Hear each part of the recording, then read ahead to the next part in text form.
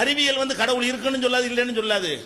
அறிவியலை வச்சு நம்ம சிந்திக்கணும், அறிவியலை வச்சு நம்ம ஆய்வு பண்ணணும். ஆமா ஒண்ணுமில்ல அப்படி உண்டாகும். அதே மாதிரி இதை கேட்டா நீங்க பதில் கேட்டதை தான் நான் ரிப்பீட் பண்றேன். ரெண்டாவது கேட்டேன், இந்த பிரபஞ்சம் ஒரு தடவை வெடிச்சு செதறினது அப்படின்னு விஞ்ஞானிகள் சொல்றாங்க. செதறி எப்படி போய்கொண்டே இருக்கிறது அப்படின்னு சொல்றாங்க. அது உண்மையாக இருக்குமே, ஆனால் அது ஒன்றை ஒன்றை ஈர்த்துக்கொண்டு சூரியனை பூமி அப்படி ஈர்த்துக்கொண்டே போய்கொண்டே இருக்கிறதுங்கிறீங்களே, இதுல உள்ள அறிவியல் விஷயம், அறிவியல் என்ன சொல்லுது? விரிஞ்சுக்கிட்டே போகுதுன்னு கண்டுபிடிச்சு சொல்லிட்டான். ஆனா விரிஞ்சுக்கிட்டு போகலாமா, குறைஞ்சிட்டு வரணுமா? வேகமாக ஒரு பொருளை சுத்தி விட்டீங்க என்று சொன்னா அது சுத்துதலை கொஞ்சம் கொஞ்சமா குறைச்சிட்டு வந்து நிறுத்திடணுமே தவிர இன்னும் வேகமாக போர்ஸாக வேகமா போய்கிட்டே இருக்குமா? முந்தி இருந்ததை விட வேகமா விலகிக்கிட்டு போயிட்டு இருக்குமா? பிரபஞ்சம் விலகி போய்கொண்டே இருக்குன்னு அறிவியல் சொல்லுதா இல்லையா? பிரபஞ்சம் அன்னைக்கு இருக்கும்போது விலகி போய்கிட்டு இருக்கல, எல்லாம் விலகி விரிவடைஞ்சுக்கிட்டே போய்கிட்டு இருக்கிறது. அந்த அளவுக்கு தாறுமாறாக பிரபஞ்சம் விரிவடையுதுன்னு சொல்றான். விரிவடைய முடியாது. அறிவியல் அறிவு பிரகாரம் எந்த ஒரு லாஜிக் பிரகாரமும் என்ன நீங்க உடைச்சு வெடிச்சு தானே அந்த சக்தி வந்துச்சுங்கிறீங்க. ஒவ்வொரு தடவையும் ஒருத்தன் பிடிச்சி இழுத்தா தான் விரிய முடியுமே தவிர அப்படி வெடிச்சு விட்டுட்டோம்னு சொன்னா அது விரிஞ்சுக்கிட்டே போக இயலாது, வேகம் குறையணும். இதுதான் அறிவியல். அதுக்கு நீங்க அறிவியல்ல காரணம் சொல்லுங்க, ஆன்சர் இல்லாட்டி அதை இயக்குற ஒருத்தர் இருக்கான்னு சொல்லுங்க. வேற மூணாவது பதில் சொல்ல முடியாது. மூணாவது பதில் கிடையாது. இதுக்கு என்ன பதில் தான் நம்ம கேட்டோமா, அதுக்கு நீங்க பதில் சொன்னீங்க. அவ்வளவு நேரத்தை வேஸ்ட் பண்ணி எதுக்கு பதில் சொல்லி இருக்கானு? இதுக்கு நீங்க என்ன செய்யல? இதுக்கெல்லாம் பதில் என்ன? கொண்டாந்து கடவுளை காட்டுங்க தான் பதில் சொல்றீங்க. திருப்பி சாதாரண ஒரு பாமரத்தனமான ஒரு கேள்வி வந்து உங்களுக்கு பகுத்தறிவு பூர்வமா தெரிகிறது. செஞ்சவனை கொண்டாந்து காட்டினா தான் நம்புவேன் என்பது அப்ப வந்து இது பகுத்தறிவே கிடையாது. என்ன சொல்ல போனா இது சும்மா சாதாரண பொதுமக்கள் கேட்கக்கூடிய ஒரு கேள்விதான். அப்ப பொதுமக்கள் கேள்வியை வந்து நீங்க பகுத்தறிவு சொல்லி போர்வை போத்தி கொண்டு சொல்றீங்க என்று கேட்டனே, அதுக்கு என்ன பதில் சொன்னீங்க? அது போக ஒரு கேலக்சி தானே இருக்கணும். வெடிச்சு செதறி இருந்தால் அந்த செதறி ஒரு மையப்பகுதியை வைத்துக் கொண்டு ஒன்றை ஒன்று ஈர்த்து பிடிப்பதாக இருந்தால் இந்த யூனிவர்ஸ் முழுவதும் ஒரே ஒரு கேலக்சி தான் இருக்க வேண்டும். ஒரு கேலக்சியா இருக்கிறது இந்த சூரியனை மையமாக வைத்து சூரியனால் ஈர்க்கப்படக்கூடிய ஒரு கேலக்சி தனியா இருக்கிறது. இந்த சூரியன் மாதிரி 1,00,000 கோடி சூரியன்கள் இருக்கிறது. இந்த ஒரு சூரியன் மாத்திரமல்ல, 1,00,000 கோடி சூரியன்கள் இதே மாதிரி பூமி, சுக்கிரன், செவ்வாழன் மாதிரி இது மாதிரி எக்கச்சக்கமான கோள்களை இழுத்து பிடித்துக் கொண்டு அவை தனக்கென ஒரு கேலக்சியை உருவாக்கி கொண்டு இந்த யூனிவர்ஸ்ல இருக்குன்னு சொல்றானே. இது ஒன்று வெடித்து செதறி இருந்து அதனுடைய இயல்பிலேயே விட்டு இருந்தால் இப்படி நடக்குமா? இயல்பை மீறி எவனோ ஒருத்தன் செய்யறதுனால வருதா? அதுவே உடைஞ்சால் எப்படி நடக்குமோ அப்படி இருக்குதா? இன்னொருத்தன் உட்கார்ந்துட்டு என்னமோ பண்ணுனா நடக்குமே. அவர் என்ன செய்றாரு? உடைச்சா போயிட்டு அவர் என்ன செஞ்சிட்டு இருக்காருன்னு கேட்கறாங்க. இதைத்தான் செஞ்சுக்கிட்டு இருக்கிறாரு, விரிச்சுக்கிட்டே இருக்கிறாரு. அதுவா விரிக்கல. அவர் கேட்கிறாரு, இப்ப என்ன செஞ்சுக்கிட்டு இருக்கிறாரு? செஞ்சுக்கிட்டு இருக்கிறாருங்கிறது கேள்வியே கிடையாது. இப்ப நான் கேட்கிறேன், இதை ஒருத்தன் கண்டுபிடிச்சான்ட்டனா நீங்க கேட்கறீங்க இப்ப என்ன செஞ்சுக்கிட்டு இருக்கிறான்? அட என்ன செஞ்சுக்கிட்டு இருந்தா உனக்கு என்ன கண்டுபிடிச்சானா இல்லையா? என்ன செஞ்சுக்கிட்டு இருந்தான்னு தெரிஞ்சாதான் கண்டுபிடிச்சு ஒத்துக்குருவீங்களா? அது கேள்வியே கிடையாது. அப்படி கேட்டாலும் அதுக்கு ஆன்சர் இருக்கு. என்ன செஞ்சுட்டு இருக்கிறான்? விரிச்சுக்கிட்டு இருக்கிறான். கேலக்சியில உண்டாகிட்டே இருக்கிறான். அது உண்டாக இயலாது. ஒரு வெடிப்பிலிருந்து உண்டாக இயலாது. ஒரு வெடிப்பிலிருந்து எது உண்டாக இயலாது என்று விஞ்ஞானம் சொல்லுகிறதோ அது வந்து நிறைய கேலக்சிகள் உண்டு. கேலக்சி மாத்திரம் இல்ல, இப்ப யூனிவர்ஸே மல்டி யூனிவர்ஸ்ங்கிறான், மல்டிவர்ஸ்ங்கிறான். யூனிவர்ஸ்னா ஒரு உலகம், ஒரு பிரபஞ்சம். அது இப்ப இல்ல. அந்த முடிவை நோக்கி மனுஷன் போயிட்டு இருக்கிறான். இந்த 1,00,000 கோடி கேலக்சிகள் மாதிரி சேர்ந்து ஒரு யூனிவர்ஸ் இருக்குது. இது மாதிரி பல யூனிவர்ஸ்கள் இருக்குங்கிறான். அப்ப ஒரு பொருள் வெடிச்சு செதறி இருந்தால் ஒரு கேலக்சி, ஒரு யூனிவர்சிட்டி இருக்கு, ஒரு யூனிவர்ஸ் இருக்க வேண்டும். அது வந்து விரிந்து கொண்டு போகாமல் இருக்க வேண்டும் என்பதுதான் அறிவியல்ல. கடவுள் இல்லை என்று சொல்வதாக இருந்தால் அந்த விடை வரணும். அந்த விடை வருதா? கடவுள் இருக்கிறான் என்று சொல்வதற்கு உரிய விடை இதில் இருந்து வருகிறதா? வெடிச்சுட்டு விட்டுட்டா அப்படி வராத. வெடிச்சவனை ஒருத்தன் பிடிச்சு இழுத்து விட்டாதான் வர முடியும். அதுக்கே அந்த நிலைமை இருக்குமே. ஆனால் பல கேலக்சிக்கு காரணம் சொல்லுங்கன்னு கேட்டேன்ல. எவ்வளவு சின்ன பிள்ளைக்கு விளங்குற மாதிரி அந்த கேள்வி, அதுக்கு பதிலே சொன்னீங்களா? அதான மெயின் சொல்ல வேண்டிய பதில், அதுதான வாதத்தினுடைய மைய கருவு. அப்ப இது கேட்டா என்ன செய்யறாங்க? இதுக்கு பதில் கொண்டாந்து காட்டுங்க. கொண்டாந்து காட்டாந்து நம்பிடுவோமே. காட்டினாலும் நம்ப மாட்டீங்க, நம்ப கூடாது. முதல் என்ன செய்யணும்? அவன் பொய்யா கூட கடவுள்னு சொல்லலாமே. அப்ப கடவுளை வந்து காட்டினா நம்புங்கிறது ஒரு அறிவியலா? அது பகுத்தறிவாதிகள் கேட்கிற ஒரு கேள்வியா? அப்ப இந்த கேள்வியை நான் என்ன செஞ்சேன்? கேட்டேன். அதே மாதிரி இந்த உலகத்தில் இருக்கிற படைப்புகள்லயே ஒளி வெளிச்சம் இருக்குத, அதுதான் அதிகமான வேகம். என்ன வேகம்? ஒரு செகண்ட்ல 3,00,000 கிலோமீட்டர் போகும். ஒரு செகண்ட்ல இந்த ஒளி போற வேகம் என்ன? 3,00,000 கிலோமீட்டர். ஆனால் இந்த விதிப்படி அது போவதாக இருந்தால் கேலக்சி கோள்கள் விரிந்து கொண்டே போவதாக இருந்தால் அந்த ஒளி வேகத்தில் போவதாக இருந்தால் உங்களுக்கு பெருசா விரியாது. நம்ம எந்த வேகத்தை மிஞ்சுறதுக்கு ஒண்ணுமில்லை என்று சொல்லுகிறோமோ அந்த வேகத்தை மிஞ்சி இந்த விதிகளை, இந்த விதின்ற ஒரு ஞாபகத்துக்கு வருது. நான் விதி இதை சொன்னா ஒரு விவாதத்துக்கு வரக்கூடியவர் என்ன சொல்றோன்னு விளங்கி விவாதம் பண்ண வேணாமா? அவர் சிற்பி ராஜன் அவர் என்ன சொல்றாருன்னு கேட்டா விதின்னு அந்த விதிக்கு போயிட்டார் அவர். நான் விதின்றது என்னது? விதினா விதிப்படி நடக்கிற நல்லவங்க கிட்டமையா இருக்கிறான். அது இந்த விதியா? அது தயார் தலைப்பு. நான் அந்த விதியை பேசல, சயின்டிஸ்ட் லாவை நான் சொல்றேன். விஞ்ஞான விதி, அறிவியல் விதின்னு நான் சொன்ன. அவர் என்ன சொல்றாரு? விதிக்கு போட்டு வளர்க்கிறார். விதி இருக்கிறது என்று சொன்னான்னு சொல்லி. அப்ப என்ன சபையில வந்து உட்கார்ந்து இருக்கிறீங்க, என்ன வாதம் நடக்குதுங்கிறத கூட கவனிக்க மாட்டீங்களா? நான் என்ன விதின்னு சொன்னேன்? இதுக்கு ஒன்னொன்னுக்கு ஒரு விதி இருக்கிறது. சூனியத்திலிருந்து ஒன்றும் உண்டாகாது, இது ஒரு விதிங்கிறார். அவர் அந்த ஊழ்வினை விதிக்கு போயிட்டார். அவர் இந்த மேடை பேசல இப்படி பேசி பழவி இந்து மதத்தில் உள்ள ஊழ்வினையை மறுத்து பேசிட்டாரா? அந்த மெசேஜ் அவர்கிட்ட இருக்குது. விதியை பத்தி சொல்ல நினைக்கிறார், அதனால சொல்றாரு தவிர அதான் டாபிக். அந்த விதியை நான் சொல்லிட்டு இருந்தேன். ஊழ்வினைக்கு பேசல. நாங்க என்ன பேசுறோம்? சூனியத்திலிருந்து ஒன்றும் வராது என்பது ஒரு சயின்டிஸ்ட் விதி, அது மீறப்படுகிறது. அப்ப மீறினா என்ன? அதுவே செஞ்சால் மீறக்கூடாது. மீறதுக்குரிய என்னவோ சக்தி இருந்து இயங்குகிறதுன்னு காட்டலையா? இப்படித்தானே நாங்க வந்து கேள்விகள் அடுக்கடுக்கா கேட்டோம். ஒளி வேகத்தை மிஞ்சி எப்படி பிரபஞ்சம் விரிவடைகிறதுன்னு கேட்டோமே, அதுக்கு ஆன்சர் பண்ணுங்க. அதுவா உடைஞ்சிருந்தா அந்த இதை விதியை மீற முடியாத. அதுவா விரிவடைஞ்சால் இப்படி விரிவடைய முடியாத. அதுவா விரிவடைஞ்சா ஒரு எல்லையில நின்றுமே. அதுவா விரிவடைஞ்சா ஒரு கேலக்சி தானே இருக்க முடியும். இப்படி நாங்க வந்து பாயிண்டா கேட்டிருக்கிறோம். இறைவனை நிரூபிக்கிறதுக்குரிய நிரூபிச்சும் இருக்கிறோம். அவர் என்ன சொல்றாரு? அதெல்லாம் முடியாது, அதெல்லாம் தீரவே தீராதுங்கிறார். என்ன வாதம் பண்ணாலும் முடிவுக்கு வராதுங்கிறார்.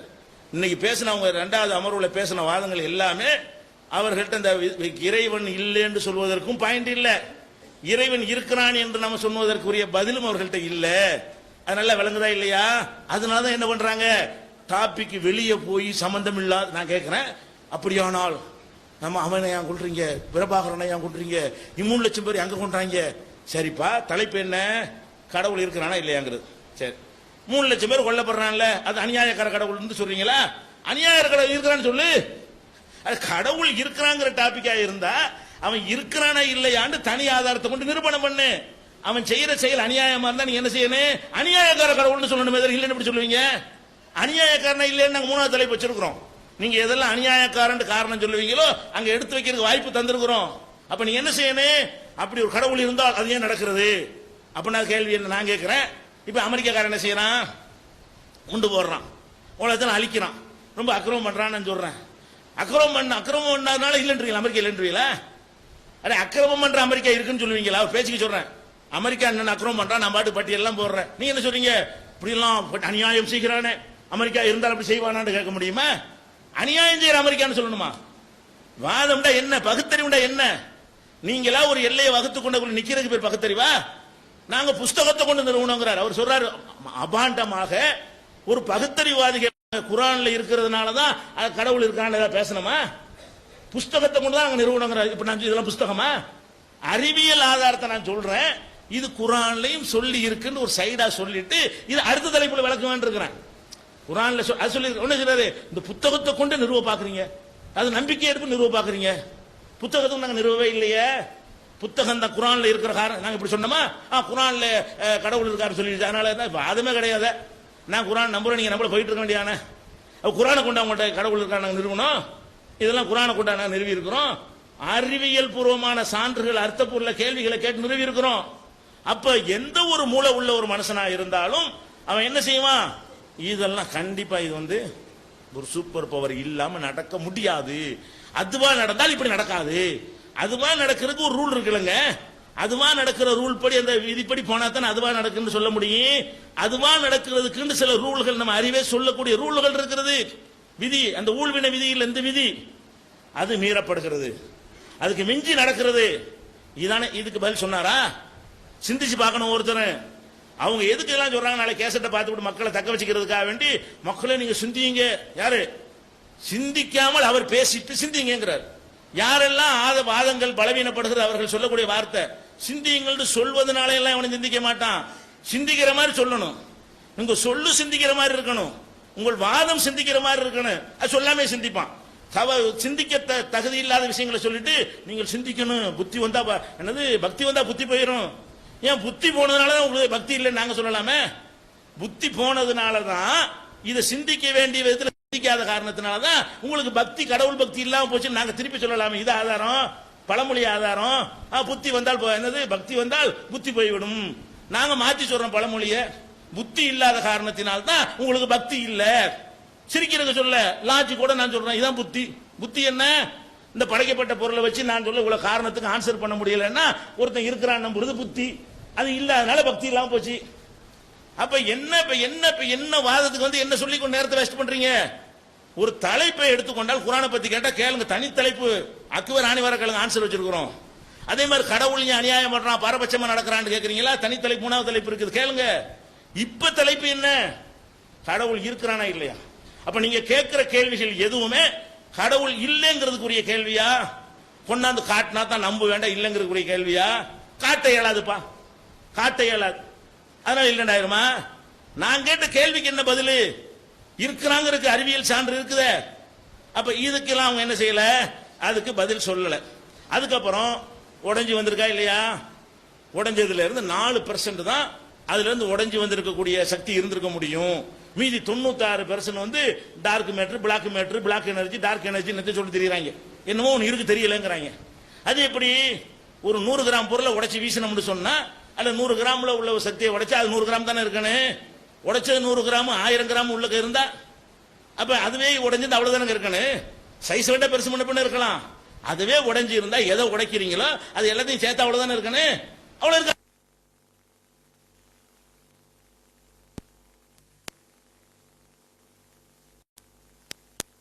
நிறுவலங்கிறார். இதை விட எப்படி நிறுவுறது?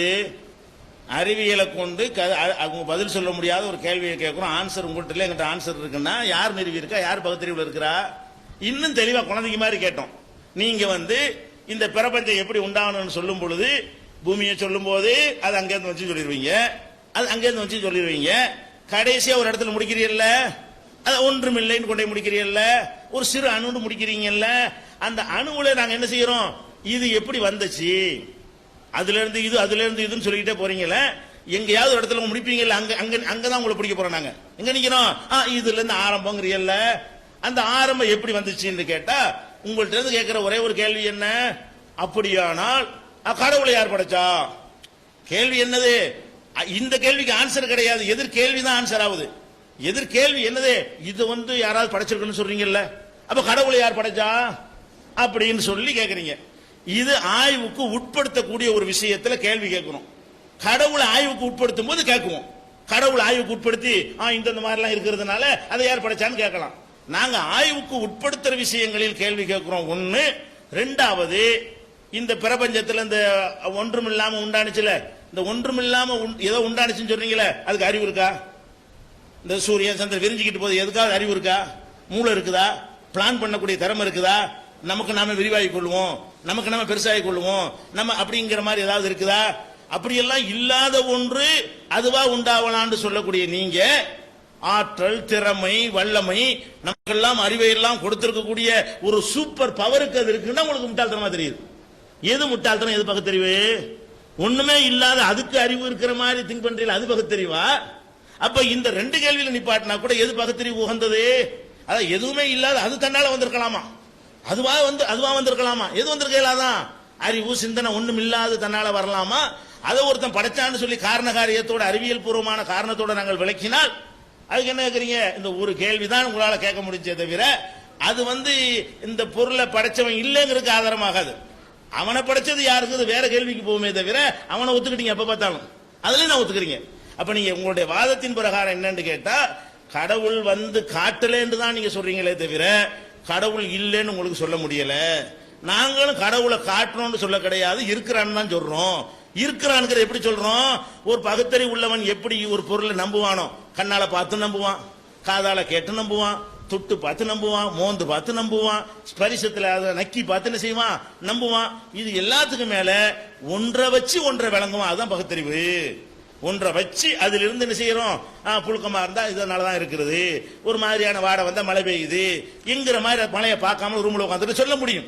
அப்ப அந்த மாதிரி ஒரு அறிகுறிகளை ஆற்றல்களை வைத்துக் கொண்டு இன்னொன்றை விளங்குறது உங்களுக்கு பகுத்தறிவுக்கு எதிரான தெரிந்தால் அப்ப உங்களுடைய பகுத்தறிவைத்தான் இப்ப சோதிச்சு பார்க்கணுமே தவிர கடவுள் அல்ல. விஷயம் விளங்குதா? அதனால அவங்க எந்த ஒரு வாதமும் அந்த விஷயமா யூனிவர்ஸ் சம்பந்தமாக நிறைய விஷயங்கள் சொல்லி இருக்கிறோம். அவரே 1 மணி நேரத்துக்கு மேல வீடியோ கிளிப்பெல்லாம் போட்டு காட்டினாரு.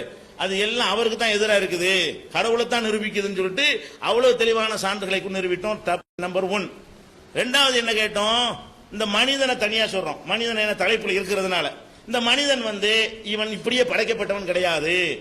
அது ஒரு செல்லு ஒரு பிராணியா இருந்து அது அப்படி டெவலப் ஆகி அப்படி ஒண்ணுல இருந்து மாறி மாறி கடைசியா இப்படியான ஒரு நிலைமை அடைஞ்சிருக்குது. ஒவ்வொரு படைப்பும் அப்படித்தான் ஒன்றிலிருந்து மாறினுச்சுன்னு சொல்லி சொன்னீங்க. நான் சொன்னேன் இது டார்வினுடைய அர்த்த பழசான ஒரு தத்துவம்ங்க. இதெல்லாம் இந்த அறிவியல் உலகத்தில் பொய் நிரூபிக்கப்பட்டு விட்டதுங்க. அது பழைய காலத்து சமாச்சாரத்தை சொல்றீங்களா என்று கேட்டா அவர் பயங்கரமான பதில சொல்றாரு. இப்ப இஸ்லாம் மட்டும் நேற்று வந்தது, அதுவும் பழைய காலத்து தானே, 1400 வருஷமா தான் இருக்குங்கிறார். அப்ப நான் எனக்கு கேட்கிறேன், டார்வினுடைய தத்துவம் பொய்ப்பிக்கப்பட்டதுக்காக நான் சொல்றேன். அதுவே மெய்ப்பிக்கப்பட்டதா இருந்தால் பழசுன்னு சொல்ல மாட்டேன். சூரியன் கூட பழசுதான் இல்லைன்னு சொல்ல முடியுமா? அதுக்காக வேண்டி சூரியனை கிடையாது ரொம்ப பழசா பற்றி சொல்ல முடியுமா? பழசெல்லாம் இல்லைன்னு சொல்லுவது பகுத்தறிவு கிடையாது. அத தத்துவம் பொய்ன்னு நிரூபிக்கப்பட்ட பிறகு சொன்னால் தான் பழசுன்ற வார்த்தையை எடுத்து வைக்கணும். எதுக்காக வேண்டி டார்வினை நான் பழசுன்னு சொன்னேன்? டார்வின் சொன்னது எல்லாம் பொய்ன்னு சொல்லி இன்றைய அறிவியல் உலகம் மரபணு சோதனைகளை செய்து பார்த்து அது பொய் என்று நிரூபித்திருக்கிறது. மூலக்கூறுகளை சோதனை செய்து பார்த்து நிரூபித்திருக்கிறது. டார்வின் எழுப்பிய அர்த்தமில்லாத பைத்தியக்காரத்தனமான டார்வின் வகையறாக்கள் எழுப்பிய கேள்விகளுக்கெல்லாம் எதிர்கேள்வி கேட்கிறோமே, அதுக்கு ஆன்சர் இல்ல. நான் எவ்வளவு கேள்வி கேட்டேன், ஒன்னே ஒண்ணு பதில் சொன்னார். கவனிச்சீங்களா? இந்த டார்வின் சொன்ன அம்புட்டு பொய்ங்கிறதுக்கு நான் நிறைய கேள்வி கேட்டேன். அதுல ஒன்னே ஒண்ணு என்ன, எலிவாளுக்கு மட்டும் தான் சொன்னார் அவர். ஏன் ஒரு தத்துவத்தை நீங்க மறுக்கிறது நம்மளுக்கு சொல்லணும்? எலிவாழை ஒருத்தர் வெட்டினாரு, அதனுடைய குட்டிக்கும் வெட்டினாரு, அதனுடைய குஞ்சிக்கும் வெட்டினாரு, அதனுடைய குஞ்சிக்கும் வெட்டினாரு. ஆனா வால் முளைச்சிட்டு தான் இருந்துச்சு. ஒரு உதாரணத்துக்கு ஒரு அறிவியலார் சொன்னார், அதை எடுத்து காட்டினேன். அது கூட பொருத்தமற்ற உதாரணம் சொல்லிட்டேன்னு வைங்களேன். அதுக்கு மட்டும் பயங்கரமான தத்துவம் பதில் சொன்னாரு. இப்ப கங்காருக்கு ஏன் வயிறு வந்துச்சுன்னு கேட்டேன், அதுக்கு ஏன் பதில் சொல்லல? அது எதுக்கு முயற்சி பண்ண காரணத்தினால் வயிற்றுல ஒரு பை வந்துச்சு கங்காருவுக்கு. குரத்திலாம் பை போட்டுட்டே இருக்கிறாள், அவளுக்கு ஏன் பை வரக்கானா? குரத்தி பார்த்திருக்கல, புள்ளைய தூக்குறதுக்கு பை வேணும்னு வழங்கி வச்சிருக்காளா இல்லையா? அந்த மரபணு கடத்தி போய் என்ன செஞ்சிருக்கேன்னு அது ஆசையெல்லாம் வராது, நடைமுறையில் இருந்தா தான் வரும்னு அவர் சொன்னார். அதுதான் குரத்தி உதாரணம் சொல்றேன். நம்ம ஆசைப்படுறோம் பிள்ளைய நெஞ்சில் வச்சுக்கிறதுக்கு. குரத்தி பை மஸ்ட் அவசியம் நினைக்கிறான், அதனால பை போட்டுட்டு இருக்கிறான். குழந்தைய தூக்குறதுக்கு உடம்போடவே ஒரு பை இருந்தா தான் சரின்னு குறைத்தி நினைக்கிறதுனால, குறைத்தி ஜாதி நினைச்சிடக்கூடாது. அந்த சமூகத்துடைய நடவடிக்கை புரியுறக்கா சொல்றாங்க, இன அடிப்படையில் புரிஞ்சு கொள்ள கூடாது. அப்ப குறவர்கள்ங்கிற ஜாதியை சேர்ந்த பெண்கள் என்ன செய்வாங்க, குழந்தைக்காக வேண்டி அவங்க பாடியிலே ஒரு பையை தயார் பண்ணி வச்சிருப்பாங்க. அந்த நின்றாலும் குனிஞ்சாலும் போனாலும் வந்தாலும் அந்த பை இருக்கும். அப்ப உங்க தத்துவ பிரகாரம் என்ன பண்ணணும், அந்த பை தேவையான அந்த பொம்பளை உணர்ற காரணத்தினால அந்த உணர்வு அந்த பிள்ளைக்கு பாதிச்சு, அடுத்த பிள்ளைக்கு பாதிச்சு, முதல்ல 1 இன்ச்சு பை உண்டாயி, அப்புறம் 2 இன்ச்சு பை உண்டாயி, அப்புறம் 50 இன்ச்சு பை உண்டாயி, அப்புறம் குழந்தைய தாங்குற அளவுக்கு பை உண்டாகி, இப்ப பை உள்ள மனுஷியா இருக்கணுமா இல்லையா அவங்க? அப்ப சில காரியங்கள் செஞ்சுக்கிட்டே வந்தா நீட்டி பார்த்தா கழுத்து நின்றும். எந்த ஒரு அறிவாளி சொல்லுவானா இதெல்லாம்? நம்ம இப்படி நீட்டி பார்த்தோம்னா நம்ம பிள்ளைக்கு கழுத்து நின்றுங்கிறதெல்லாம் ஒரு லாஜிக்கல உள்ளதா அது? அப்ப இதெல்லாம் இதெல்லாம் எலும்பு கூட வச்சு நிறுவிட்டார்கள். அதுக்கு நான் பதில் சொல்லிட்டேன். அப்ப அதுக்கு அவர் பதில் சொல்ல காணா. அப்ப குடல்வாள் பயங்கரமான தத்துவம், குடல்வாளியா இருக்குன்னு கேட்டாரு. ஆனா குடல்வாள் ஒரு மனுஷனுக்கு இருக்கிறத அதுக்கு அறிவியல் பூர்வம் அதுக்கு பயன் இருக்குன்னு சொல்லிட்டாங்க, சொல்லுவாங்க. குடல்வாள்ல கூட பயனற்ற பொருளாக அது இல்லைங்கிறதுக்கு அதுக்கு நிறைய எவிடன்ஸ், மெடிக்கல் எவிடன்ஸ் இருக்கிறது. அது நாங்க நெக்ஸ்ட் எனக்கு அடுத்து ஒரு சொல்லுவார். அப்ப அது ஒரு விஷயம் இருக்கு. அப்ப இந்த மாதிரி நான் கேட்டதுக்கெல்லாம் அவர் பதில் சொன்னாரா? கடல்ல உணவு பற்றாக்குறை காரணமாக அங்கே சாப்பாடு கிடைக்காம மீன்கள்லாம் தரைக்கு வந்துச்சு அப்படிங்கிறாரு. கடல்ல எந்த காலத்துல உணவு பற்றாக்குறை இருந்துச்சு? அந்த காலத்திலேயே கோடான காலத்துக்கு முன்னாடி பற்றாக்குறை இருந்தா இப்ப அதிக ஜீவராசி உண்டா, இன்னும் பற்றாக்குறை ஜாஸ்தியா இருக்குமே, இன்னும் டெய்லி ஆயிரக்கணக்கான மீன் ஒடியாந்துட்டே இருக்கணுமே தரைக்குன்னு கேட்டானே. அதுக்கு பதில் சொன்னீங்களா? உணவு பற்றாக்குறை கடல்ல வாழ முடியலன்ற உணவுதான் அது தரைக்கு வந்துச்சான். பள்ளி மாதிரி ஒரு இடமா போச்சான், ஊர்ந்து போனிச்சான், ஊர்ந்து போற கஷ்டமா இருந்துச்சான், அதுக்காக காலு முளைச்சிச்சான். இப்படியே ஒரு கதை மாதிரி இந்த விட்லாச்சாரியர் கதை இருக்குது. அதை பகுத்தறிவுன்னு சொல்லக்கூடியவங்க விட்லாச்சாரியார் புராண கதைகளை மிஞ்சிற வகையில் ஒரு தத்துவத்தை சயின்ஸுங்கிறாங்க. அறிவியலுக்கு எதிரான கொஞ்சம் கூட ஒரு எந்த தோற்றங்களை வைத்து தீர்மானிக்க கூடாத விஷயங்கள்லாம் தீர்மானிச்சு அதை பண்ணாங்க. அது மாதிரி சில படங்களை போட்டு காட்டினாங்க. அந்த படம் எல்லாம் என்ன இல்ல, கருவுல இருந்து எடுத்த எக்ஸ்ரே படம் கிடையாது, அது ஆற்று வரைஞ்சது, நினைக்கிற மாதிரி வரைஞ்சிக்கலாம்னு சொன்னதுக்கு பதில் சொன்னீங்களா? எடுத்த படம் அதான் என்ன சொல்றாருன்னா, கருவுல குரங்கு ஒரே மாதிரி தான் இருக்கும், நாயும் ஒரே மாதிரி தான் இருக்கும், மனுஷனும் ஒரே மாதிரி தான் இருக்கும், அதனால அதுல இருந்து வந்தான் பயங்கரமான தத்துவம் அப்படின்னு சொன்னீங்களே. இந்த படத்தை வந்து கருவுல நீங்க எடுத்தீங்களா? கருவுல எடுத்து தான் டார்வின் சொன்னானா? வரைஞ்சி சொன்னான் அவனா கற்பனை பண்ணி. இப்ப கருவுல உள்ளத படம் எடுத்து காட்டினா அப்படி இல்லைண்டு. அப்ப ஆற்று ஆதாரமாகுமா படம் ஆதாரமாகுமா? ஒரு மெடிக்கல் மருத்துவத்துறையில் உள்ள ஒருத்தராக இருக்கிற நீங்கள் என்ன பண்ணிருக்கனே, அந்த தவறு தான் அதுன்னு சொல்லியிருக்கனே. அப்ப இந்த டார்வின் விஷயமாக நம்ம கேட்டதுக்கு என்ன இல்ல, மனிதன் மனிதனாகத்தான் படைக்கப்பட்டானே தவிர அவன் எதிலிருந்தும் வரவே இல்லை. இத வந்து நிரூபிக்க எக்கச்சக்கமான கேள்விகள் இருக்கிறது. டார்வினிஸ்டுகள்கிட்ட கேட்ட கேள்விக்கு பதில் இல்ல. அதுபோக அறிவியல் பூர்வமாக எடுத்து பார்த்தீங்கன்னு சொன்னா குரங்குக்கு மனிதன் பல விதங்களில் நெருக்கமாக இல்லை என்பதையெல்லாம் சொன்னேன். அதுக்கு அந்த பன்றிக்கு மட்டும் வாழ்வு அதுன்னு ஒரு பதில் சொன்னாரே தவிர அடிப்படையான கேள்விக்கு அவர் பதிலே சொல்லல. அப்ப என்ன எதுல என்ன விளங்குது? அதாவது வாதத்துல வந்து கடவுள் இருக்கிறார் என்பது நிரூபணமாகிவிட்டது. அதான் விஷயம். எதனால அந்த பதில் உங்களுக்கு சொல்ல முடியல? இந்த எந்த வாதத்தில் கடவுள் நிலைநாட்டப்படுமோ அந்த வாதத்தை மட்டும் கண்டு கொள்ளாமல் வேற வாதங்களுக்கு அவர்கள் போனால் என்ன அர்த்தம்? வேற வாதங்களை பத்தி தலைப்புக்கு சம்பந்தம் இல்லாத வாதங்களையே போட்டு 3/4 மணி நேரத்தை பயன்படுத்தினால் என்ன அர்த்தம்? அப்ப கடவுள் இருக்கிறார் என்பதை நாங்கள் நிரூபித்து விட்டோம், அதான் அர்த்தம். கடவுள் இல்லை என்பதை அவர்கள் நிரூபிக்க முடியவில்லை. அதிகபட்சம் என்ன நிரூபித்திருக்கிறார் சொல்லலாம், பார்க்கிற கடவுள் இல்லைன்னு வேணா சொல்லலாம். கடவுளை கொண்டாந்து காட்டுற தலைப்பு இங்க இல்ல. கடவுளை காட்ட முடியுமான்னு தலைப்பு வச்சா காட்ட முடியும்னு நாங்க ஒத்துருப்போமா? அப்ப காட்டுற முடிவு அதுதான் அவங்க சொல்லலாம். அல்லது அவர் சொன்னபடி பார்த்தா என்ன சொல்லலாம், கடவுள் அநியாயக்கார கடவுள் தான் இருக்காருன்னு தான் சொல்லலாமே தவிர கடவுள் இல்லைன்னு ஆயிருமா? அவர் கேட்ட வாதத்துல கூட என்ன இருக்கு, கடவுள் இருக்காரு ஆனா அவ்வளவு அநியாயம் பண்ணலாமாங்கிற கேள்விதான் அதுல வருமே. அநியாயமா இல்ல ரெண்டாவது தலைப்பு. அப்ப ஒருத்தன் இருக்கிறானா இல்லையாங்கிற டாபிக் வந்து அதை கொண்டு நிறுவனமே தவிர அவன் இருக்கிறான்னு சொன்ன பிறகு அவன் அநியாயம் பண்றவன் அநியாயம் பண்றவன் இருக்கான்னு சொல்லுங்க, அநியாயம் பண்ணவன அநியாயம் பண்ணாதவன் இருக்கான்னு சொல்லுங்க. டாபிக் இருக்கிறானா இல்லையா என்பதில் இருந்து நீங்களா சில கேள்விகளை கேட்டு அநியாயம் பண்ணலாமா அப்படிலாம் பண்ணலாமான்னு கேட்டா அது வந்து இருக்கிறத நிரூபிக்கிறதுக்கு உதவுமா? உதவாது. அப்ப அந்த மாதிரியான அடிப்படையில் தான் அவங்க நேரங்கள் இணைஞ்சிருக்கிறாங்க. அது மாதிரி வந்து இன்னும் முற்பட்டு பேசினாங்க. ஆரம்பிக்கும் போது என்ன பண்றாங்க, கடல்ல இருந்து மீன் அப்படி தரைக்கு வந்துச்சுங்கிறாங்க. திடீர்னு அந்தர்பல்ட் அடிச்சு மனுஷன் ஆகாயத்துல தொங்கி வாழ்ந்துகிட்டு இருந்தான் மிருகங்கள்லாம். அப்புறம் தரையில அப்புறமா தரைக்கு வந்துச்சுங்கிறாங்க. ஆகாயத்துல தொங்குனது முதல்லையா தரையில இருந்தது முதல்லையா? முதல்ல தரையில வந்துருச்சே. அப்பவே அந்த வாள் இல்லாம கையெல்லாம் சரியா வந்திருக்க வேண்டியதானே. உன்னு கிடக்கவும் வளர்றாங்க இந்த டார்வினிஸ்டுகள் சொல்லக்கூடியவங்க. அறிவியலும் இல்லாம முரண்பாடுகளிடையே ஒட்டுமொத்த தொகுப்புன்னு சொல்வதா இருந்தா இந்த டார்வின் தத்துவத்தை சொல்லலாம். அப்ப அந்த மாதிரி எல்லாம் இருக்குது என்று நாங்க கேள்வி கேட்டா அதுக்கு என்ன செய்யல, பதில் சொல்ல கிடையாது. இதான் பாயிண்ட். திருப்பி முதல்வர்களையும் சொன்ன சம்பந்தம் இல்லாத பேசுறீங்க. நம்ம விவாதிக்கிற மேல பேசுறதுக்கு வரல, மக்களுக்கு கிளுகிழுப்பு கூட்டுறதுக்கு வரல, சும்மா என்னத்தை டைம் பாஸ் பண்ணிட்டு ஏதோ சொல்லிட்டு போறதுக்காக நம்ம வரல அப்படிங்கறத விளங்காம என்ன பண்றீங்க நீங்க வாட்டுக்கு சும்மா பகவத்கீதைங்கிறீங்க, ராமாயணங்கிறீங்க. அதெல்லாம் உங்களுக்கு மேல நாங்க எதிர்க்கக்கூடிய விஷயங்கள். அது தேவையா? அது மாதிரி பெரியார் கதை உதாரணம் பாருங்களா, பகுத்தறிவை பயன்படுத்த மாட்டேங்கிறாங்க என்பதற்கு அவங்க சொல்லக்கூடிய ஒவ்வொரு உதாரணமே ஆதாரமா இருக்கா இல்லையா? பெரியார்ட்ட போய் கேட்டாங்களாம், பாருங்களா பகுத்தறிவு எந்த அளவுக்கு பகுத்தறிவு பயங்கரமா இருக்குன்னு பாருங்க. அவருக்கே செலவு வச்சுட்டாங்களா? அவருக்கே செலவு வச்சுக்கிட்டாருன்னு அங்க ஒரு கேள்வி வருது, பகுத்தறிவான கேள்வி. அந்த கடவுள் சிலை வேணாண்டீங்க, அது கல்லுண்டீங்க, அதுக்கு சக்தி இல்லைன்றீங்க, அது பேசாதுன்றீங்க, அதுக்கு போய் என்ன செய்யாதுன்னு சொன்னீங்களே, உங்களுக்கு மட்டும் வைக்கலாமான்றது நல்ல பகுத்தறிவா தான் கேட்டிருக்கான். கேட்டவன் தான் பகுத்தறிவாதி. பதில் சொன்ன பெரியார் பகுத்தறிவாதி இல்ல, கேட்டவன் பகுத்தறிவா கேட்டுவிட்டான். ஏன் அவர் விதைச்ச தூக்கி திருப்பி என்ன செய்ய பந்தடிச்சு அங்க அடிச்சுட்டானா அவ பயங்கர பகுத்தறிவு. பதில பாருங்க, இது பகுத்தறிவா? நீங்க சிந்தித்த ஆளா இருந்தா என்ன செய்யணும், என்ன உளறி இருக்கிறார், இதை போய் பகுத்தறிவு நினைக்கிறோம் நீங்க நினைச்சிருப்பீங்க. நீங்க தான் பக்தி ஊட்டப்பட்டிருக்கிறீர்கள். அவர் என்ன பண்றாரு, மேல பார்க்காத கீழே பாருண்டாராம். என்னது அது கூட எதுக்கு தெரியுமா? மேடையில் பேசும் கொஞ்சம் ஆபாசமா இருந்தா ஆபாசமா கற்பனை பண்றதுக்கான சொல்லிவிட்டு வளர்க்கறது. அப்படி சும்மா எழுத்த பாருன்னு சொல்லிட்டு போயிடலாம். அது மேடையில் ரசனைக்காக வேண்டி ஒரு செக்ஸ் மாதிரி அவன் பார்ப்பான்ல, மேல பாரு கீழே பாருண்டா, ஓ வேற மேட்டர் சொல்றாரு போல இருக்க அப்படின்னு அப்படி யோசிக்க வச்சுட்டு அப்புறம் விளக்கம் சொல்ற. என்னது கீழே என்ன எழுதிருக்கு பாத்தியா, நீ சிலையுடைய வடிவத்தை பார்க்கிறாய், கீழே என்ன எழுதிருக்கு, கடவுளை கற்பித்தவன் முட்டாள், அயோக்கியன், காட்டுமிராண்டி, இதெல்லாம் இருக்கா? அதுக்கு தான் அப்படின்றாராம். இது பயங்கர தத்துவமா சொல்றாரு. இது பக்கத்தறிவா? ஏன்டா சாராய கடை வைக்கிறேன்னு கேட்டா, சாராய கடையை பார்க்காத, குடியை கெடுக்கும் எழுதிருக்கு பத்தியா, சாராய கடையை திறந்து வச்சுக்கிட்டு ஏன்டா சாராய கடை வச்சிருக்கிற, நீ ஏன் சாராய கடையை பாக்குற, குடியை கெடுக்கும் எழுத்தப்பார். இதுக்கு என்ன வித்தியாசம்? இது உங்களுக்கு பகுத்தறிவு. அப்ப யார் பக்தியில பேசுறா, யார் சிந்திக்க, மதங்கள் சிந்திக்க கூடாது மறுக்கின்றன? கிடையவே கிடையாது.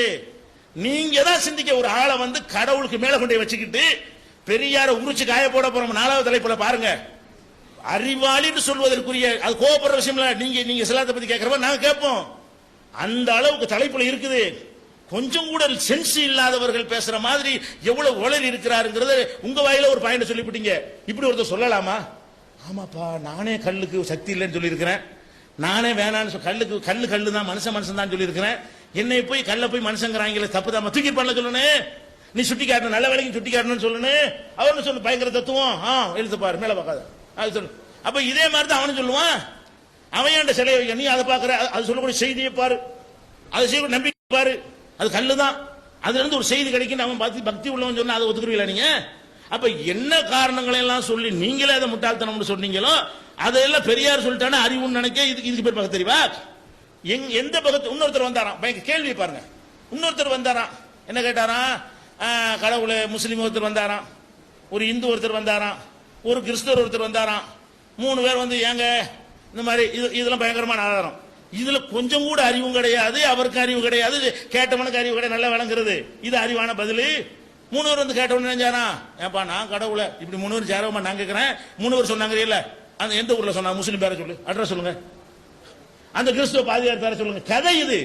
சும்மா பெரியாருக்கு ஒரு மதிப்பேற்றுங்கிற பேர்ல புராணங்கள்ல எப்படி இட்டு கட்டி கொண்டார்களோ அப்படி ஒரு கதை தானே தவிர எந்த ஒரு மத குருவும், முஸ்லீம் மத குரு, இந்து மத குரு, கிறிஸ்துவ மதம் அப்படி சேர்ந்து ஒன்னா யூனிட்டா போய்கிட்டு பேசுற அளவுக்கு அந்த காலம் இருக்க கிடையாது.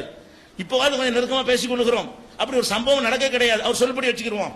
போய் கேட்டவன் நினைச்சாரா, நீங்க கடவுள் இல்லைங்கிற எங்களை புண்படுத்துது. முஸ்லீம்கள் ஒரு காலத்துல பெரியாட்ட இப்படி பேசினதே கிடையாது. இந்துக்கள் வேண்டாம் பேசியிருப்பாங்க. நாங்க வாட்டு கண்டுக்கிறாம சைலண்டா போயிருப்போமே தவிர நாங்க போயிட்டு ஏன் கடவுள் இல்லை, ஏன் அவர் எங்க கடவுள் இல்லைன்னு சொல்லல.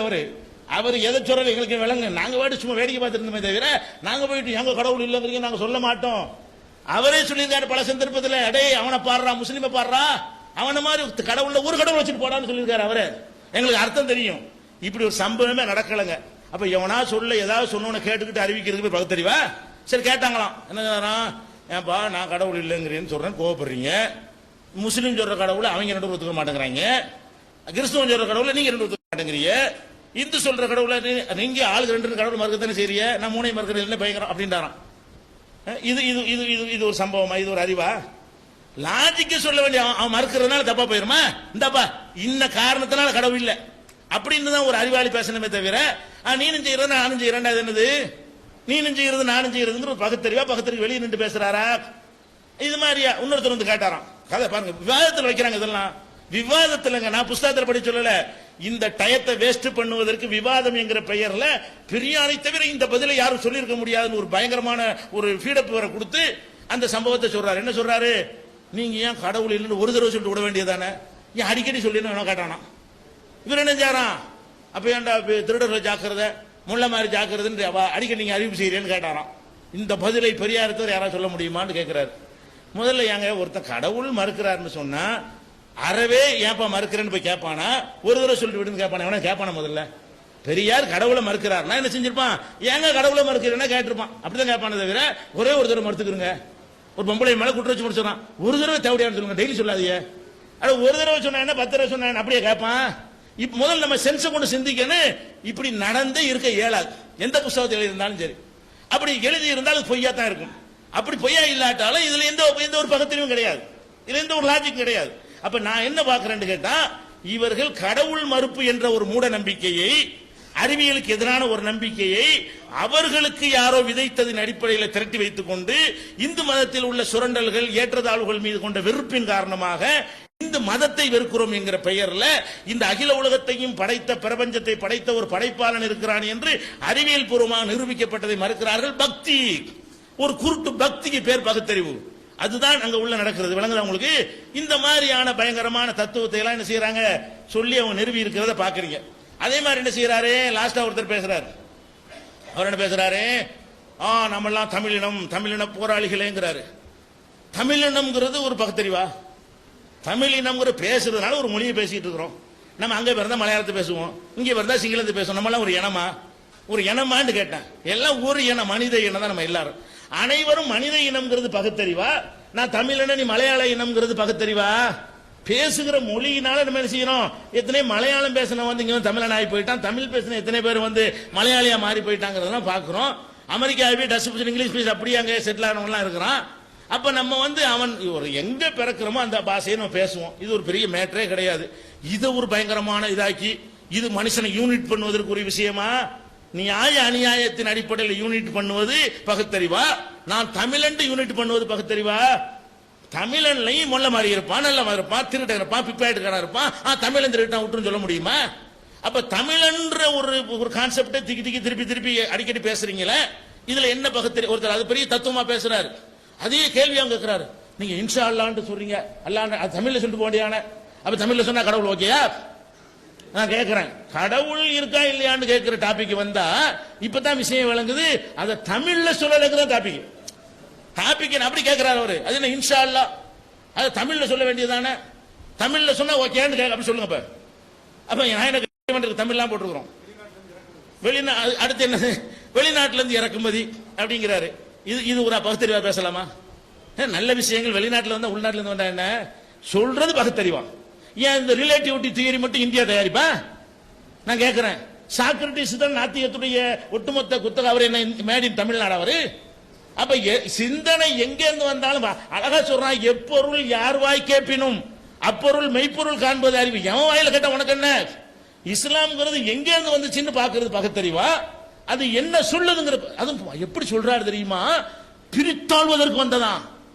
பிரிந்து பல்ல பறைய சக்கிலிய சாணா நாடார் தேவன் பிரிஞ்சு கிடந்து அம்புட்டு பேரையும் ஒரு பெட்டில உண்டாக்கி இருக்கிறவங்களுக்கு ஆக்க முடியல. என்னென்னமோ சட்டம் பகுத்தறிவு எல்லாம் போட்டு பாத்தீங்க, மாத்த முடியல. ஒரு செகண்ட்ல மாறுது. பெரியாரை வியந்து போய் என்னடா நம்முடைய பிரச்சாரத்தினால் கிடைக்காத ஒன்றை ஏதோ மந்திர மாதிரி சொல்றாங்க, அப்படி தோழர்களும் போடுறாங்கன்னு சொல்லிட்டு இணை இழிவு நீங்க இஸ்லாமிய நன்மருந்துன்னு உரையாற்றி அது புத்தகமாக வேற வெளியிட்டு சமீப காலத்தில் இஸ்லாத்துக்கு போயிடக்கூடாதுக்காக வேண்டி சுயமரியாதைக்காரர்களை இருட்டடிப்பும் செய்யப்பட்ட ஒரு புத்தகம் முதல் வெளியிட்டு இருந்தாங்க. ஆஹா டேஞ்சரா இருக்கு, முஸ்லீம் ஆயிரம் நம்ம பேர் பக்கத்தில் வாழலாம் அப்படின்னு சொல்லிட்டு இப்ப அதை வந்து இருட்டடிப்பு செஞ்சாங்க. நாங்க வெளியிட்டு இருக்கிறோம், ஃப்ரீ அப்படி போட்டுட்டு இருக்கிறோம் வைங்களேன். அப்ப நான் என்ன சொல்றேன், இணை இழிவு நீங்க இஸ்லாமிய நன்மருந்துன்னு சொன்னாரு. எதற்கு எதை சொல்லணும்? அறிவு வேணாம். பிரித்தாள் இருக்கா வந்துச்சு. அது கல்லு மண்ணு கழுதையெல்லாம் கடவுளுங்கிறான், அப்படிலாம் வணங்காதப்பா, ஒரு இறைவனை வணங்குப்பான்னு சொன்னா அதுக்கு வந்த ஒரு சித்தாந்தம் நல்லதா இருந்தா அந்த சித்தாந்தத்தை நீ பாப்பியா? என்ன பாக்குறாரு? வெளிநாட்டிலிருந்து வந்து நம்மை பிரித்து ஆள்வதற்காக வந்து விட்டு சொல்லிட்டு என்னமோ எல்லாம் ஒன்னா இருந்த மாதிரியும் ஒரு தட்டுல சோத்தை தின்னுட்டு இருந்த மாதிரியும் இஸ்லாம் வந்து அப்படி துண்டு துண்டாக்கி பல்லாம் பறைய சக்கிலி எல்லாம் உண்டாகிட்ட மாதிரியும் பேசுறீங்களே, இது வந்து வாதமா? இது வந்து நான் கேட்கிறேன், பகுத்தறிவாக வாங்க. நாங்க சொல்றோம், நாங்க தான் பகுத்தறிவாளர்கள். பகுத்தறிவாளர்கள் சொல்றேன். முகமது நபி வந்தாரு, நீங்களும் எத்தனை தலைவர்களை கொண்டாடி இருக்கிறீங்க. ஒவ்வொரு தலைவரும் தன்னை எந்த நிலையில் வைத்திருந்தார், சிலையை வச்சு நியாயப்படுத்தினார். ஒருத்தர் அடுத்தவன் சிலை வைக்கும் போது எனக்கு சிலையை வைக்காதுன்னு சொன்னார். எது நல்லது, எது எது இருக்கத்தக்கது, அதை யோசிச்சு பார்க்க வேணாமா? அப்ப என் காலில் விழக்கூடாதுந்தாரு, எனக்கா எந்திரிக்க கூடாதுந்தாரு, கும்பிடக்கூடாதுந்தாரு, செத்த பிறகு எனக்கு சமாதி கட்டக்கூடாதுந்தாரு. அப்ப இப்படி எதுக்கு நான் சொல்றேன், வெளிநாடு உள்நாடுங்கிற ஒரு கான்செப்ட் எல்லாம் பகுத்தறிவாதிகள் இருந்து வருவது ஆச்சரியமாக இருக்கிறது எனக்கு. வரலாமா?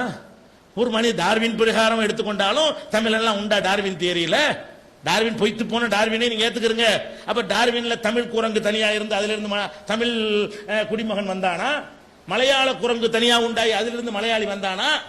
அப்ப ஏன் இல்லாத அறிவியல்ல இல்லாத ஒரு தத்துவத்தை வந்து தமிழன் மலையாளிங்கிறீங்க, திராவிடங்கிற பேரே திராவிடன்ங்கிறீங்க. திராவிடன் அப்படி பிரிக்கலாமா?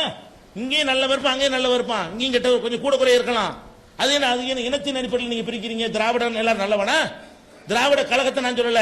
நீங்க திராவிடன் என்று சொல்வது மலையாளி, தமிழன், கன்னடத்துக்காரன் எல்லாரையும் சேர்த்து சொல்றீங்க. அப்ப தெலுங்கன், தென்னிந்திய அந்த அத்தனை தச்சனம்னு சொல்றாங்க இல்லையா, அதுல உள்ள 50 பேரை நீங்க திராவிடர்கள் சொல்றீங்க. அப்ப 50 பேர் ரொம்ப நல்லவனா? திராவிடன் தானே. திராவிடன் தண்ணி தர மாட்டேங்கிறான்.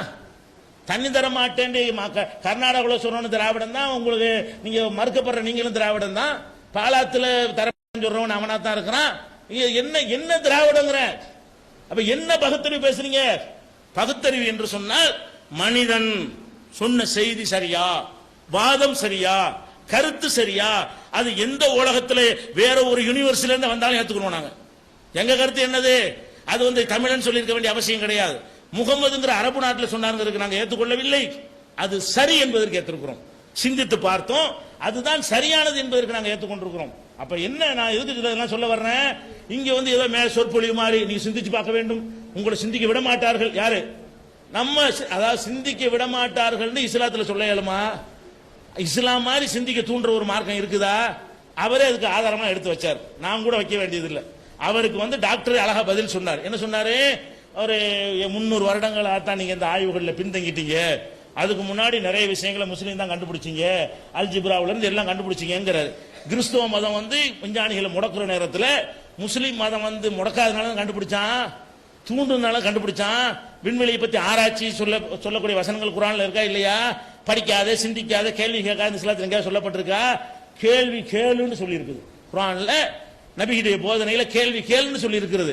இன்னும் சொல்ல போனா பெரியார் கேள்விகளை எந்த அளவுக்கு அனுமதித்தாரோ அதை விட லட்சம் மடங்கு இஸ்லாம் கேள்விகளை அனுமதித்திருக்கிறது. அப்ப என்ன, எதுக்கு இதெல்லாம் சொல்றேன்?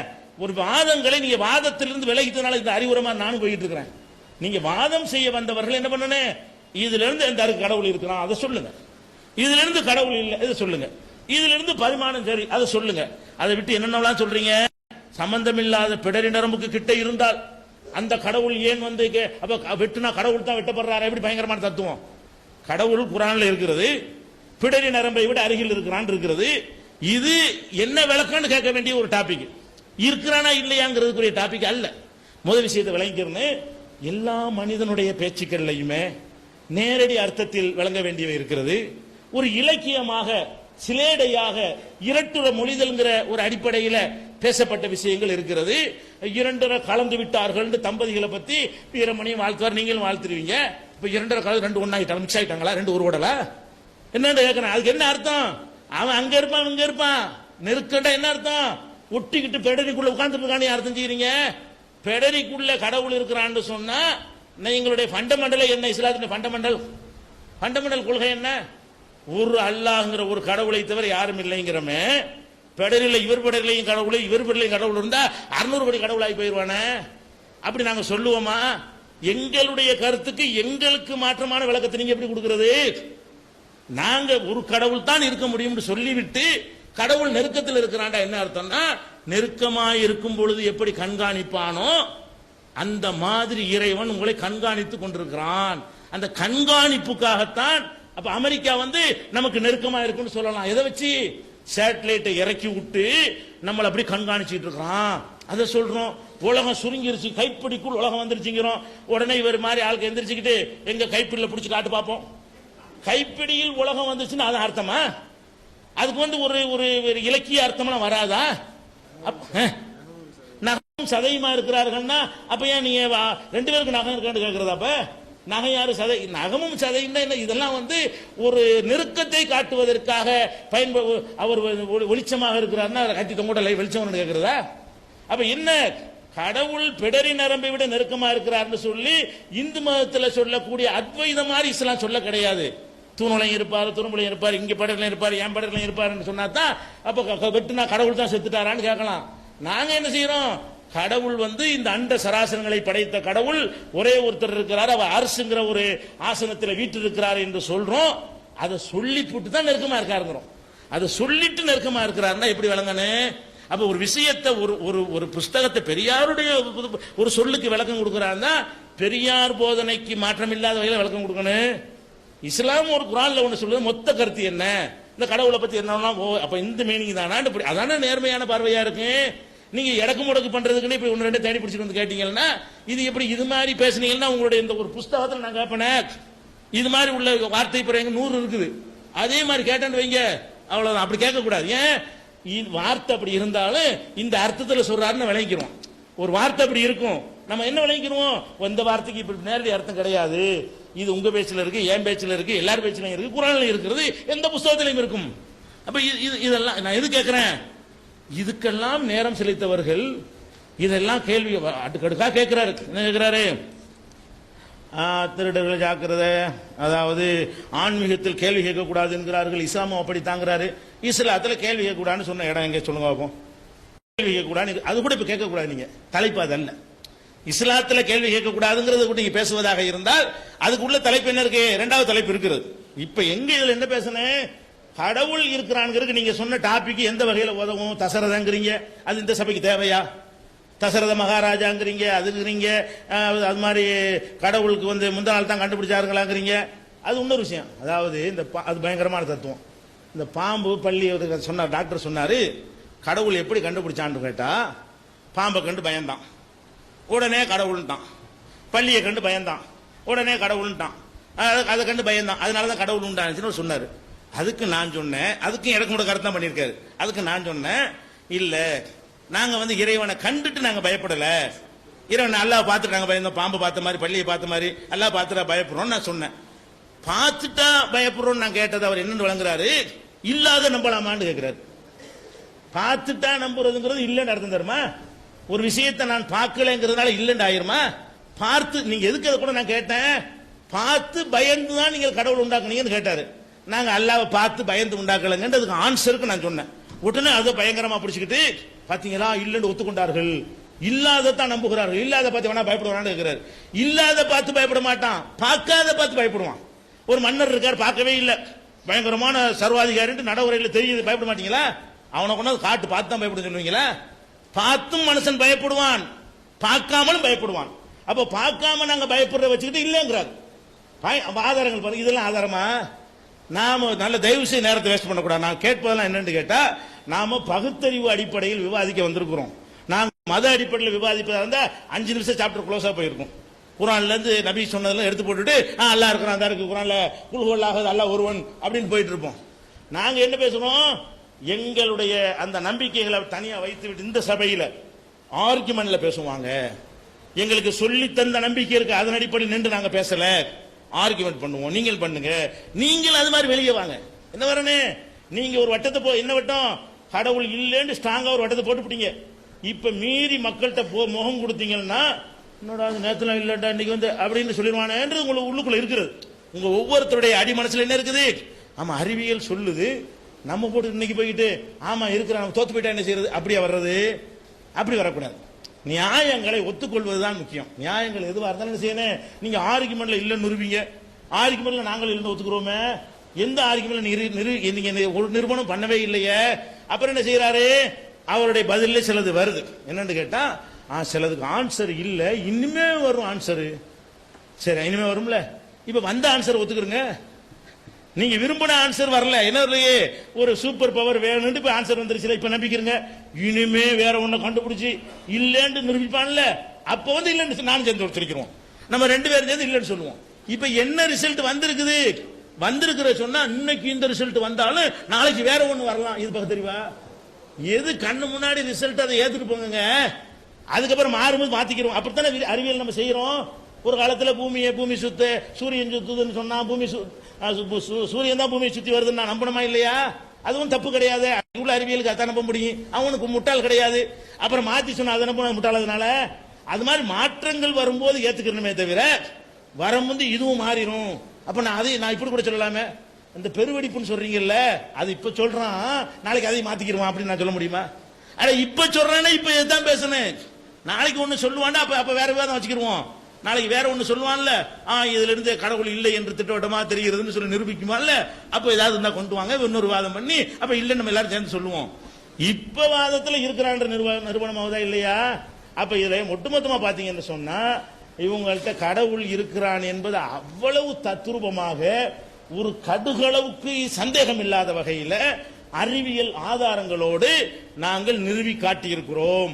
எதை வச்சு அடிச்சு சொல்றோம், அவங்க நிறுவி காட்டாதனாலதான் இதுக்கு ஆன்சர் பண்ற டயத்தை வீணாக்கி சிலப்பதிகாரங்கிறாங்க, அங்க போறாங்க, கண்ணருங்கிறாங்க, கிருஷ்ண பரமாத்மாங்கிறாங்க, இப்படின்னு என்ன செய்யறாங்க, குர்ஆன் யார், இதுக்கு யார், இது ஆதர் யார், இது யார் அப்படின்னு கேட்கறாங்க. இதெல்லாம் இதுக்கு தலைப்புக்கு சம்பந்தப்பட்டதா? பகவத்கீதைக்கு யார் ஆதர்? ஏதோ ஒருத்தன் ஆதர் இருப்பான்ல, ஆதர் தப்பாவே இருந்துட்டு போறான், எவனோ ஒருத்தன் எல்லாமே பகவத்கீதை வந்துச்சு, அதுலயே கூட நான் கேள்வி கேட்பேன், இந்த பகவத்கீதை ஆத்தர் யார் சொல்ல முடியுமா? சரி ஆத்தர் எவன்ட தெரியலப்பா, அதனால பகவத்கீதை தன்னாலே உண்டானுச்சு.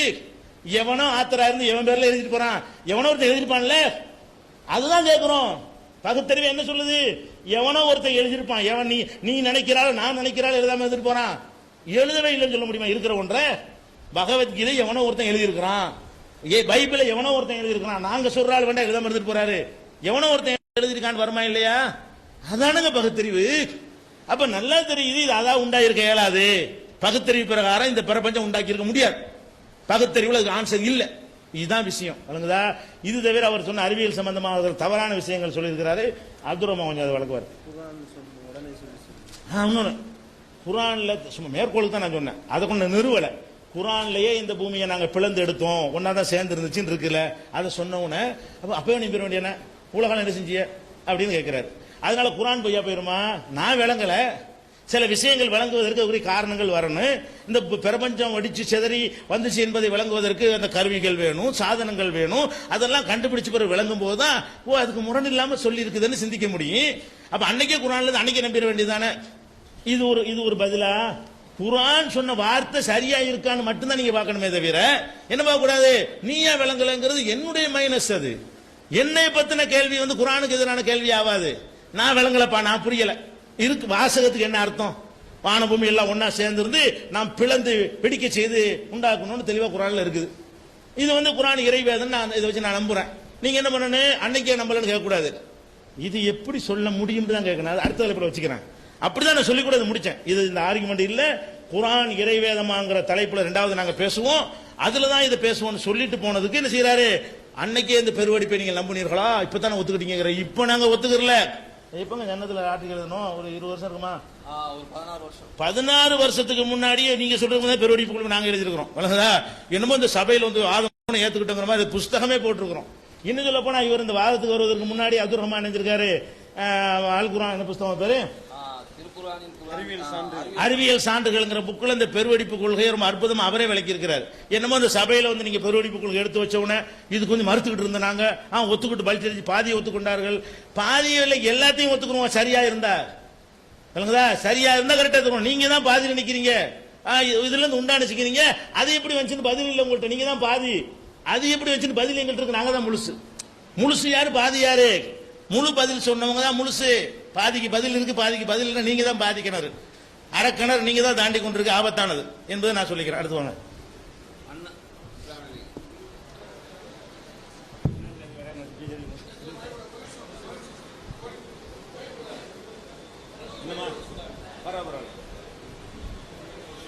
நாகரிகமா இல்லை. இப்போ அண்ணா விட்ட இடத்துல இருந்து தொடங்குறேன். டாக்டர் சார் என்ன சொன்னார் அப்படின்னாக்கா, அந்த பிக் பேங் தியரியை பத்தி நான் கொஞ்சம் எக்ஸ்பிளைன் பண்ணி, அந்த பிக் பேங் தியரி என்ன சொல்லுது, அந்த விதத்தில் பேரண்டம் இந்த அண்ட சராசரங்கள் உண்டாகி இருந்தது என்றால் நிச்சயமாக அது இறைவன் இருக்கிறது என்பதற்கு ஆதாரமாக இருக்கிறது அப்படின்னு நான் சொன்னேன். அத டாக்டர் சார் என்ன சொன்னாருனாக்கா, நீங்க இப்ப பாதி தாண்டி வந்துட்டீங்க, இது எல்லாரும் நம்புங்க, இதாவது பிக் பேங் தியரி எல்லாரும் நம்புங்க, அதுதான் உண்மை. இப்ப நீங்க பாதி நம்மள நெருங்கி வந்துட்டீங்க, இன்னும் பாதி தான் பாக்கி இருக்கு அப்படின்னு டாக்டர் சார் சொன்னாரு. என்னமோ நாம தான் இந்த பேரண்டம் அதாவது இந்த யூனிவர்ஸ் எக்காலத்திலையும் ஸ்டெடி ஸ்டேட் தியரி அடிப்படையில அப்படியே இருந்துட்டு இருக்குது. இதுக்கு யாரும் படைக்க வேண்டாம், படைக்க வேண்டிய அவசியமே இல்லைன்னு நாம சொல்லிக்கிட்டு இருந்த மாதிரியும், இப்ப திடீர்னு இந்த பேரண்டத்துக்கு ஒரு படைப்பாளன் உண்டு என்று சொல்லக்கூடிய அளவிற்கு பிக் பேங் தியரி கண்டுபிடித்த போது நாம் பயப்படுவது போலவும் சார் விளக்கிட்டு சொல்றாரு. இது நாம அவர்கிட்ட சொல்ல வேண்டிய பதில். அது நீங்க தான் எங்களை நோக்கி நெருங்கி வந்திருக்கிறீங்க. உங்களுடைய முதல் ஸ்டாண்ட் என்ன? ஸ்டெடி ஸ்டேட் தியரி, அதாவது இந்த அண்ட சராசரங்கள் உள்ளடங்கி இருக்கக்கூடிய இந்த பேரண்டம் யாராலும் படைக்கப்பட்டதில்லை அப்படின்றது உங்களுடைய ஸ்டாண்டு. யாராலும் படைக்கப்படாமல் ஒரு பொருள் எப்படி இருக்க முடியும் அப்படின்னு கேட்கும் போது உங்களுடைய பதில் என்ன? உங்களுடைய பதில் மட்டும் இல்ல, இந்த உலகத்தில் இருக்கக்கூடிய அனைத்து நாத்திகர்களும் சொன்ன பதில் என்னன்னா, பேரண்டம் அது படைக்கப்பட வேண்டியது இல்லை, அது எப்பவுமே இருக்குது. எப்பவுமே இருக்கக்கூடிய ஒரு பொருளை யாரும் படைக்க வேண்டியதில்லைன்றது உண்மை, அது ஒத்துக்க வேண்டியதுதான். ஏன்னாக்கா எப்பவுமே இருக்குதுனாக்கா அது எப்படி படைக்கப்பட்டதா இருக்க முடியும்?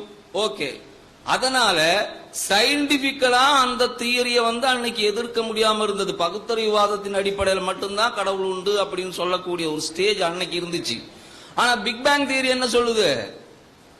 2000 கோடி வருஷங்களுக்கு முன்னாடி, அதாவது 1000 கோடி வருஷங்கள்ல இருந்து 2000 கோடி வருஷங்களுக்குள்ள ஒரு குறிப்பிட்ட தேதியில இந்த பேரண்டத்திற்கு ஒரு தொடக்கமே உண்டு அதுக்கு முன்னாடி இந்த பேரண்டத்தில் இருக்கக்கூடிய ஒரு அணு கூட அதுக்கு முன்னாடி இல்லை.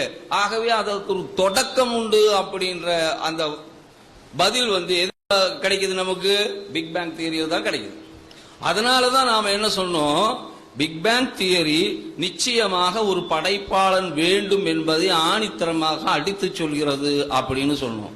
டாக்டர் சாரு பிக் பேங் தியரியை ஒத்துக்கிறாரு, ஆனா கடவுள் உண்டுன்னு ஒத்துக்கிறது இல்லை. ஆனா இந்த பிக் பேங் தியரியவே நிரூபிச்சிருக்காரு பாருங்க ஹாக்கிங், மிகப்பெரிய விஞ்ஞானி. அவர் நாத்திகர். அவர் என்ன சொல்றாரு, இந்த யூனிவர்ஸ் விரிஞ்சுக்கிட்டே இருக்குது அப்படின்னு சொல்லி போட்டு முதல்ல எக்ஸ்பிளைன் பண்ணியிருக்கேன்.